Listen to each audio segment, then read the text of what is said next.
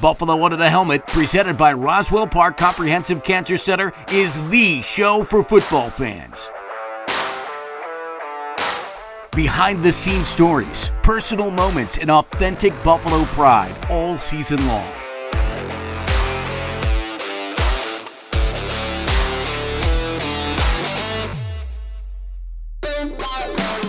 Tune in on YouTube anytime, anywhere. Welcome to Buffalo Under the Helmet, Episode 2 from Wingnutz Buffalo, brought to you by our presenting sponsor, Roswell Park Comprehensive Cancer Center. My name is Rich Gensler. Bills Mafia, get loud. Let's go. So great to see you all here. Awesome.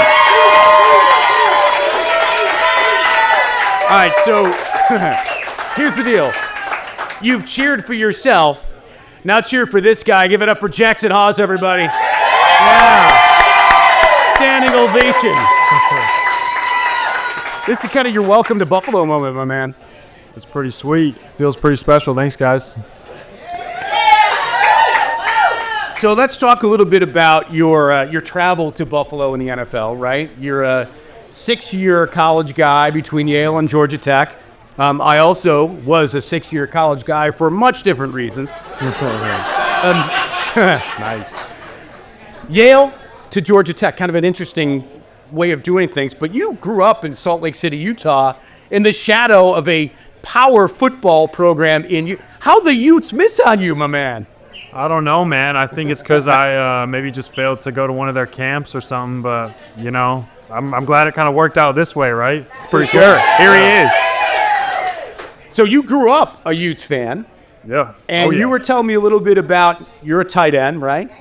You actually sort of, air quotes, idolized Dalton Kincaid a little bit when he was there. You were, I can't really say growing up. You're not that much younger than he is, but you were a fan of his. Oh, yeah. I mean, when I was at Yale, I remember we'd obviously have our games, and then I'd be, quickly checking the box scores and just seeing him go off. So always something really cool to see, and he had a great time there.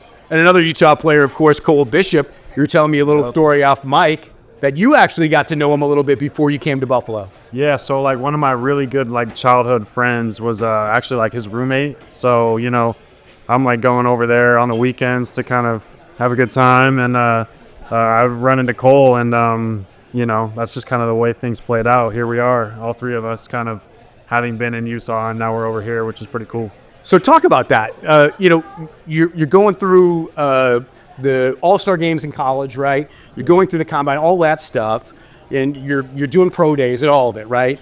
And then there's some interest from some teams. So do you reach out, and the Bills in particular, did you reach out to Dalton? Did you reach out to Cole? I mean, you had those sort of, through the webs, those degrees of separation that you took care of. So did you reach out to them and say, hey, is Buffalo a good spot? Honestly, not really. I kind of just wanted to kind of let the dice fall how they may, and I didn't really want to jinx anything because this is a spot that obviously I really wanted to end up at, and so I'm glad it worked out the way it did. So Yale and then to Georgia Tech. Walk a little bit through how that worked, and where's your degree from? Yale. Yale. Yeah, this guy's smart. This guy's smart.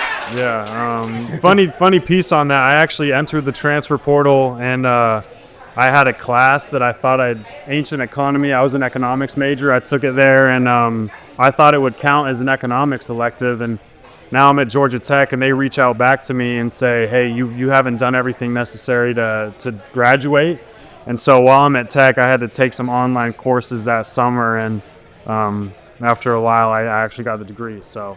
Woo, congratulations. That's awesome. That's a big achievement, right? Yeah. It's a big achievement. I appreciate it. You get an Ivy League diploma, that's something. Yeah. That's for sure. Sweating. And thankfully, you don't have to use that economics degree very much just yet, except to count for those extra couple zeros on your paychecks, right? And if it would help me with blocking, then that would be nice. It sure would be nice. Yeah. Speaking of your paycheck, guys do different things when they get that first NFL paycheck. What did you do with your first one? Anything exotic or fun? Not really, man. I bought like 4 pairs of shoes. I kind of just invested most of it. Yeah. Being an economics guy, right? Yeah. Smart play. Smart play.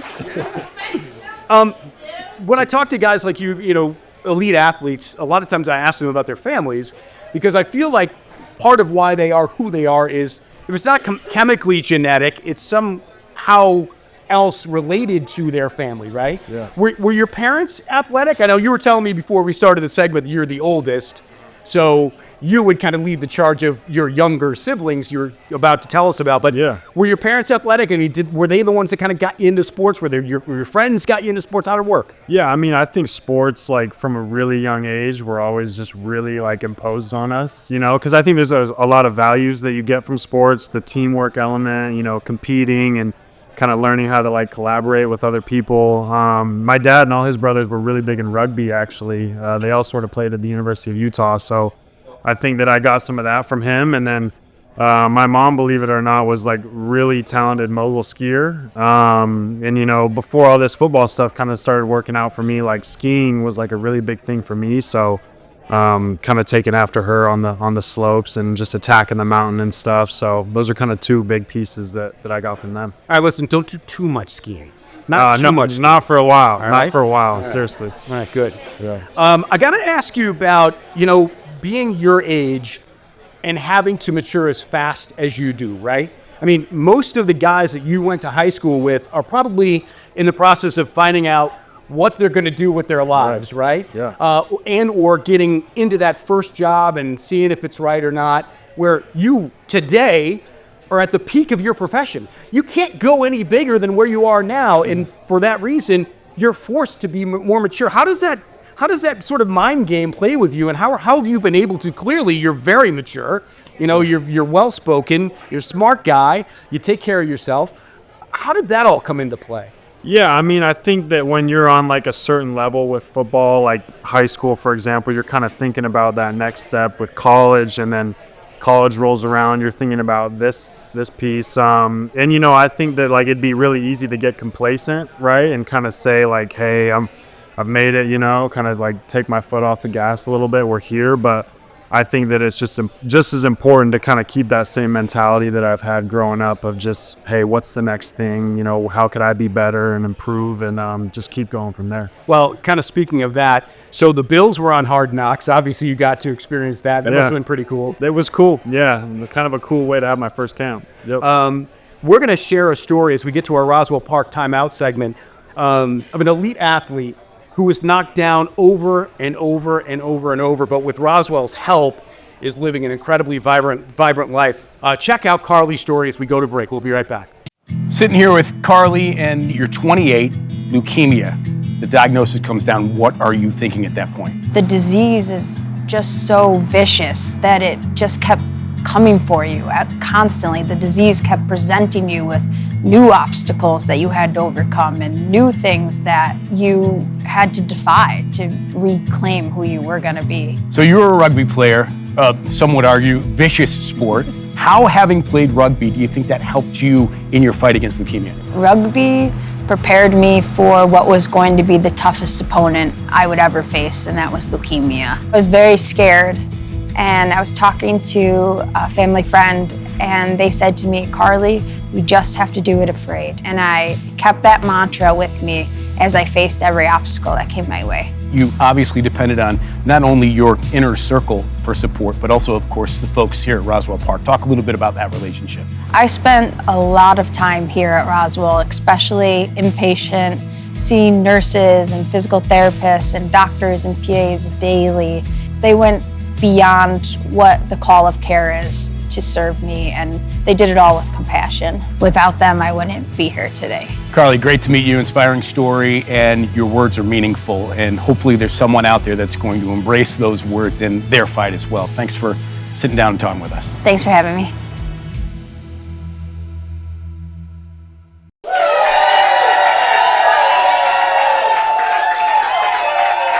Welcome back to Buffalo Under the Helmet from Roswell Park Comprehensive Cancer Center. The Mafia is in the house. You can hear the Mafia, man. Right? You can hear the Mafia right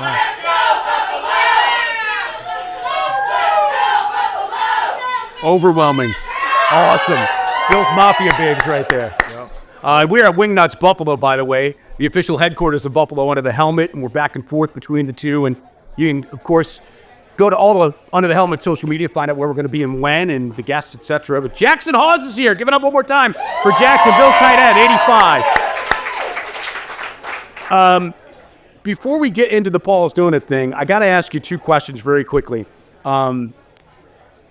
talk about the 24-hour rule. So for those of you that don't know this, a little bit of a behind-the-curtain kind of story. We tape these and then put them on later. So the day we're taping this is inside your 24-hour rule, and you're still here. So with the 24-hour rule, like, you're supposed to kind of like, in this point in time, get rid of it, right? Yeah. So where's your head now?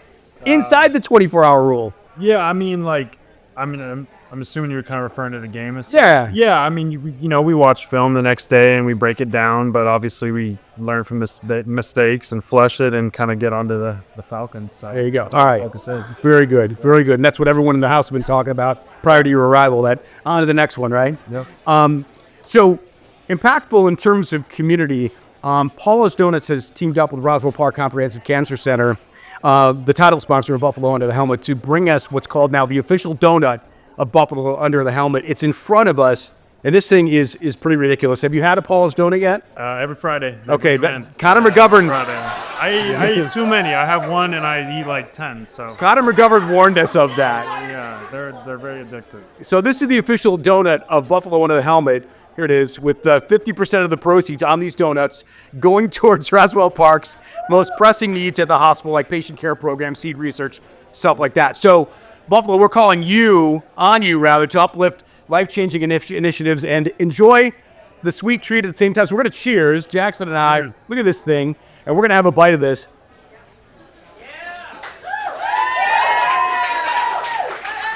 That's a lot, man. Yeah, it's all over my nose. Am I good? Maybe a little bit right here. Oh, yeah, it's not going to go away either. All right. It's okay. It's all right. Visit any 4 Paula's locations or place an order online to participate. And thanks to everyone for supporting Roswell Park Comprehensive Cancer Center. Anyone that wants to bring me a napkin, that would be really welcome. I'll take one as well. Thank you very much. We appreciate that.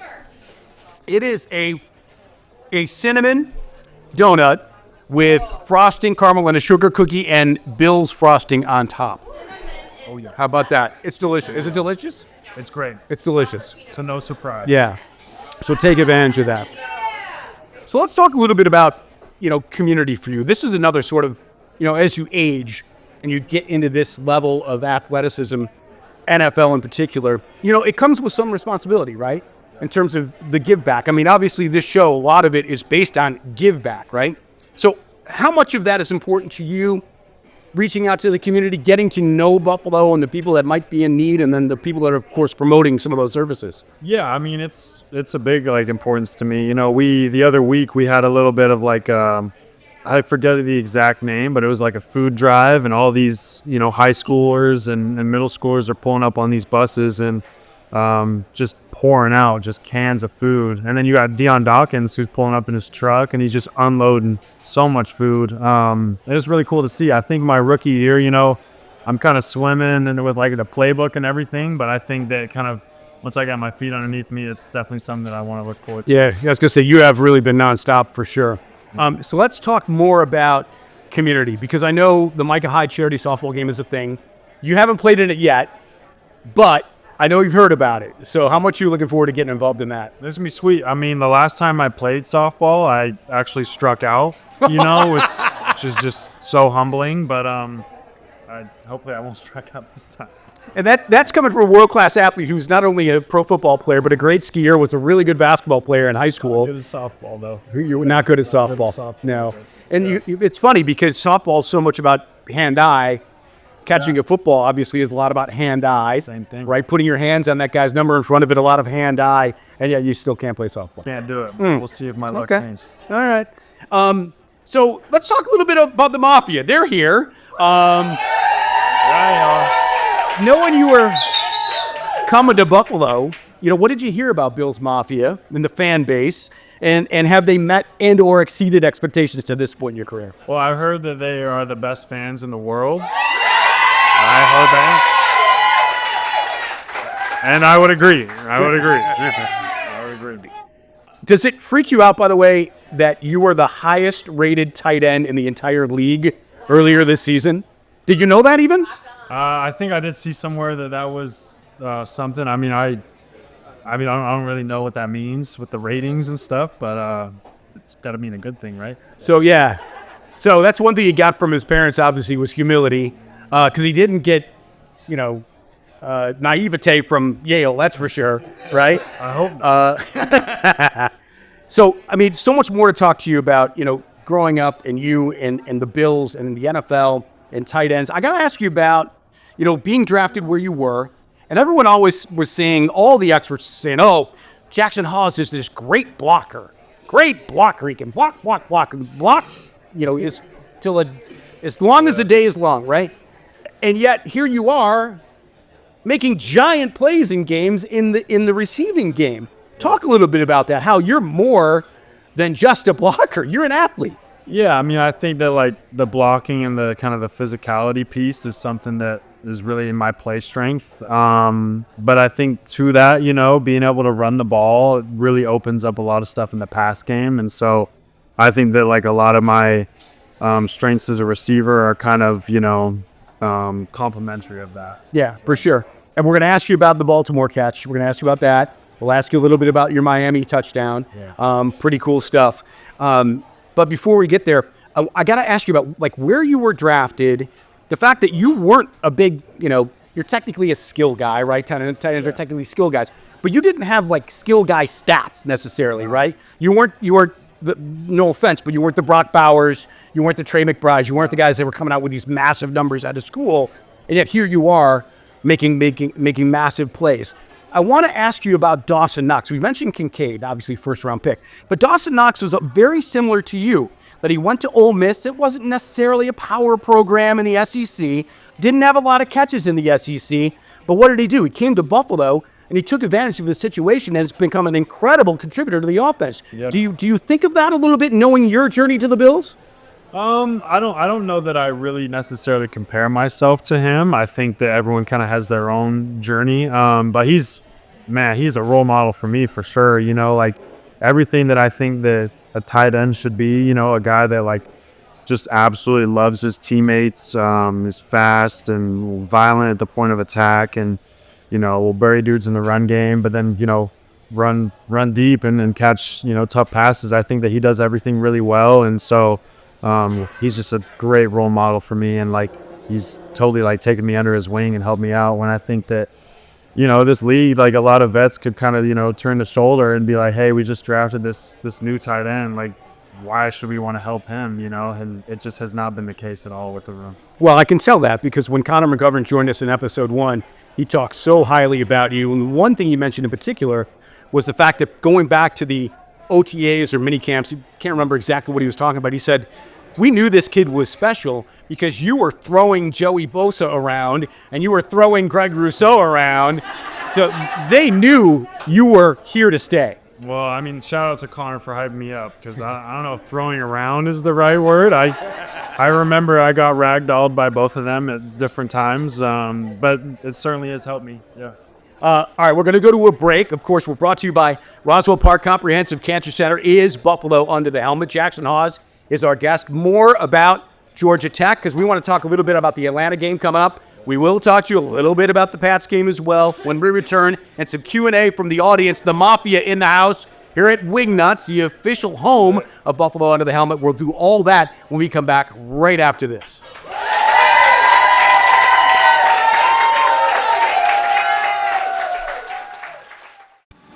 Buffalo Under the Helmet is presented by Roswell Park Comprehensive Cancer Center. Before you make any treatment or surgery decisions, please spend just one day at Roswell Park. And sponsored by Paula's Donuts, made with love. Wingnutz, our official home. Athlete Accolades, where the love for the game lives on. Vision Financial Group, your future, our focus. And Team Lammy, the full-service agency to connect your brand to the Buffalo community. That's the Mafia making the noise here at Wingnutz. It's our second episode of Buffalo Under the Helmet, brought to you by Roswell Park Comprehensive Cancer Center. I'm Rich Gensler with Jackson Hawes.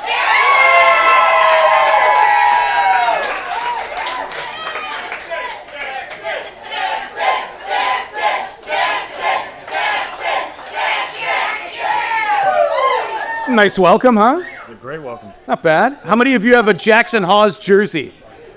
Oh. No. Lie. No. Say, all of you just, oh yeah, of course I do. It's okay. Nicholas, you're going to get one? All right. Awesome. All right. Fantastic. We want to get into the play of the game, the sweet play of the game from Paula's Donuts, perhaps the sweetest play of the season for you, happened in the Ravens game as sort of a, I don't know, I feel like you could answer this for yourself, obviously, sort of a welcome to the NFL moment. Two things, well, a bunch of things about that play. I felt like that play looked like Dalton Kincaid's play. Was it the same play or different when Dalton caught his touchdown? You both caught it right around the same spot on the field. Same kind of route, that seam read. Only he had kind of split high safety, so he kind of bends it in front of Kyle's face, and then, they were playing single high safety for me, so I'm just right up the numbers. Yeah. And on that throw and catch, well, a couple things.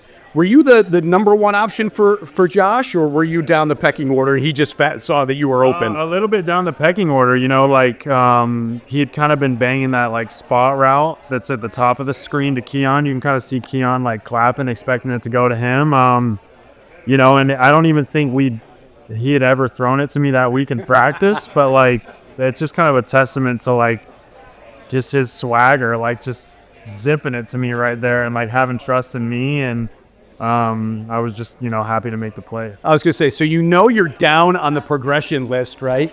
And for him, and yet here you are, and you look up, and here comes the ball. I mean, is this your eyes giant saying, "Oh, saucers"? Yeah, saucers. He's throwing the ball. Josh Allen's throwing the ball to me. This is your moment, man. No, yeah, it was crazy. I mean, I think the defender kind of got his hand in there. Yep. The ball went up, and it was slow motion, and then, it just got it. Yeah, and you made the catch, which was absolutely remarkable. Give it up for Jackson. A really, really tough catch.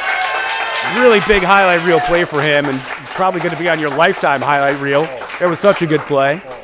And on that route, too, I mean, you got to know on that route, there's a chance you're going to get absolutely blown up, right? Yeah. So that's got to be somewhere in the back of your head as you're looking up and oh man, there's the safety coming down on me. And you'd think. I mean, I think when the ball's in the air, that's the only thing you're really thinking about. Yeah, just thinking about that ball.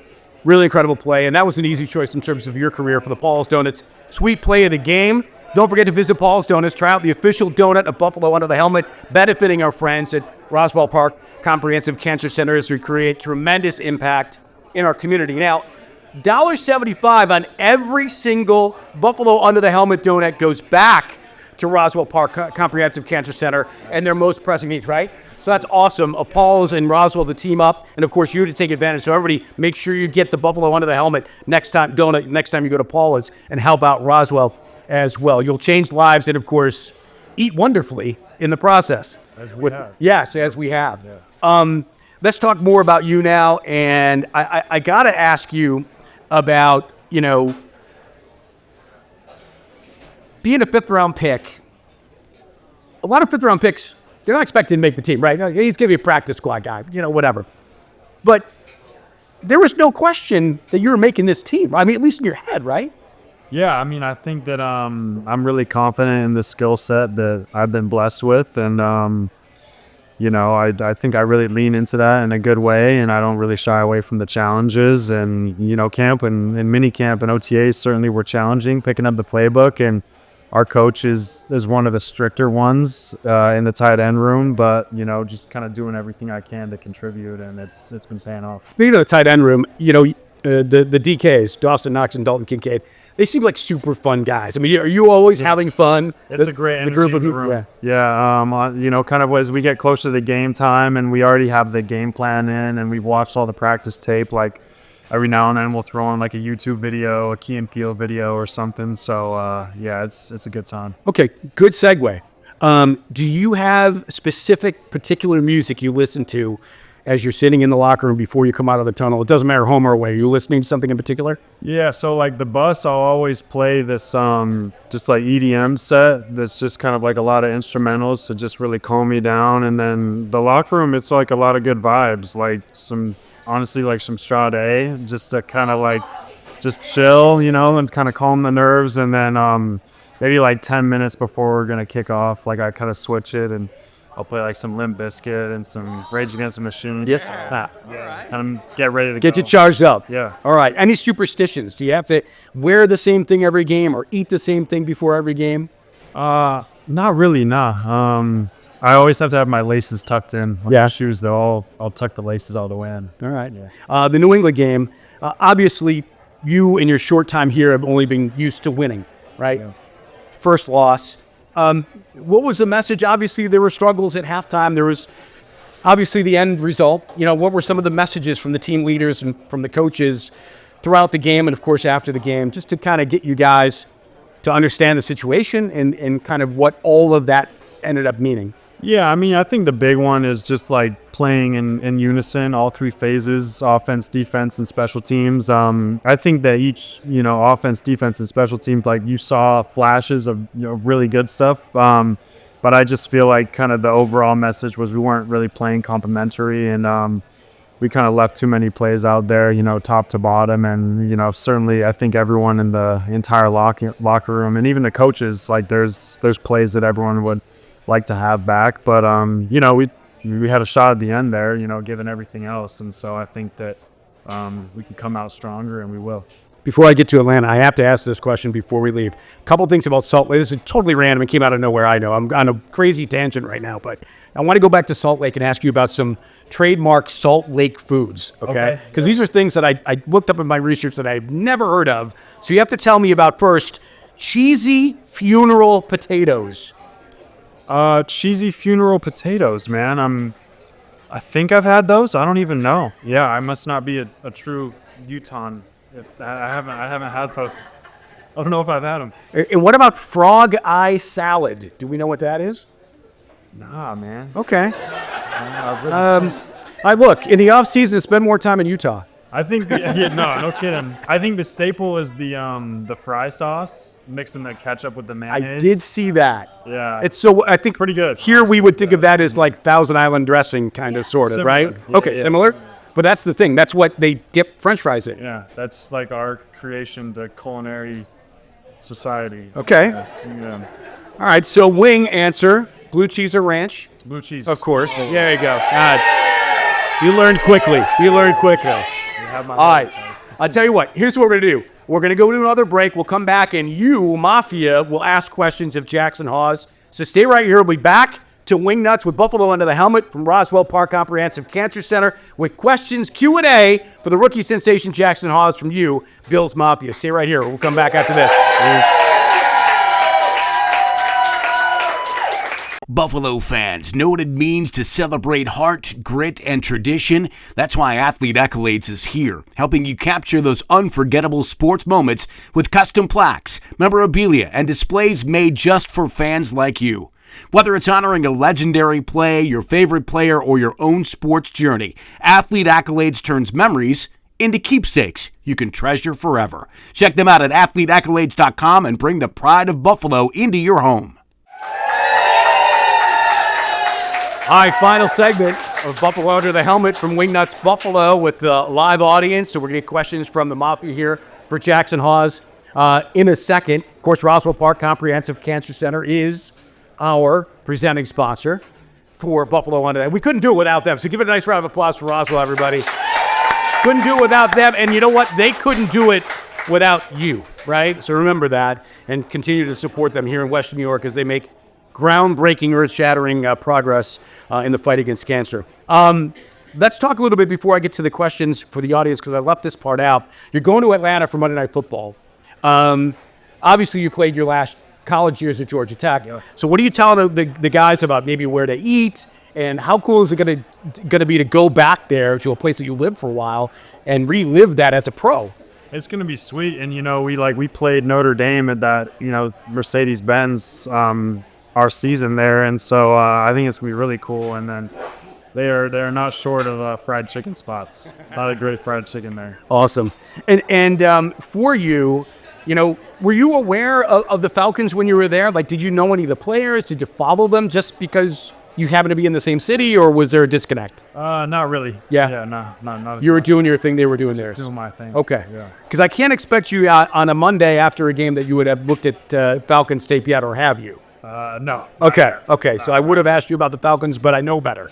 All right, so Jackson Hawes this year. Let's get to some questions from the audience. This one comes from Emmy, who writes, what about Buffalo, the city and the people, has impacted or impressed you the most? That question, I kind of think back to like one of my first interactions I had that was with someone outside of the Bills team. I was living in Cheektowaga, kind of where they have all the rookies staying, and I'm going to get some food at this diner, but it's cash only, and I can't find this ATM, and so I walk over to a gas station. I ask this lady if I can get cash back, and she says I can't, but she's like the sweetest lady ever, and she's like calling up all these businesses that are kind of like in the area that I could maybe go to that might have an ATM, and like just that little moment was like, yeah, I mean, these people up here are going to be good people. Like, this is going to be a good community for me, and it just got me really excited to be up here. That's a great story, and thank you for the question. We appreciate that.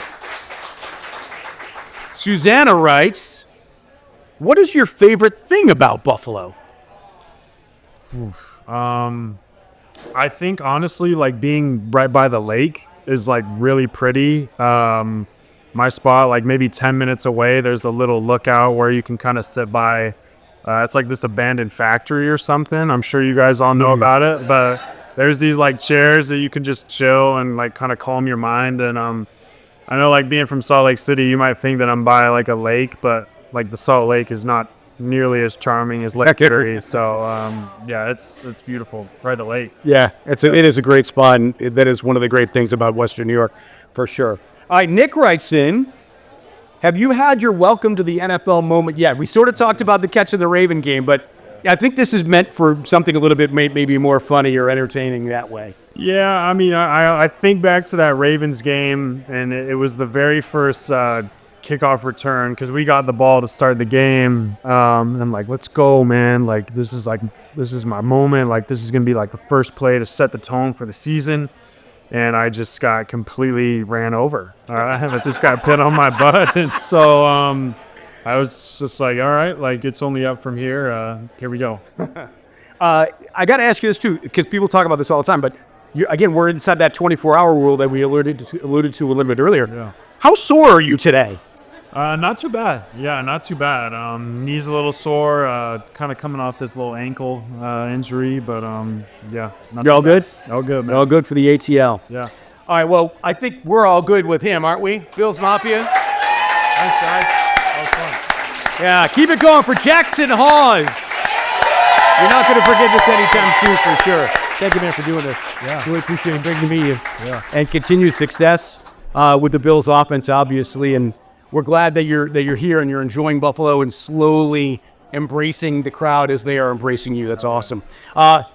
That'll do it for the show. Thank you so much, of course, to our presenting sponsor, Roswell Park Comprehensive Cancer Center, for presenting the show to Buffalo fans. Can you give them a nice round of applause for being part of our show and making this happen? We couldn't do it without them. They couldn't do it without you. Of course, lots of other sponsors as well, and thank them for being part of that. Of course, consider visiting that QR code on your table stand and help Roswell Park in their efforts to change lives. You can donate now with that on your table here at Wingnutz, so take advantage of that. Give it up for Wingnutz as well. Thank you for hosting us, Wingnutz. The food, the drink, the hospitality. Don't forget our next taping. Put it in your calendar, October 28th, right here at Wingnutz Buffalo with another special guest. One more time. Give it up for Jackson Hawes. Get up for yourselves, Bills Mafia. Thank you for being with us with another episode of Buffalo Under the Helmet. Thank you for tuning in to Buffalo Under the Helmet, presented by Roswell Park Comprehensive Cancer Center. Don't forget to like, comment, subscribe, and share. We'll see you next time. I'm a first man. Oh, Bambi!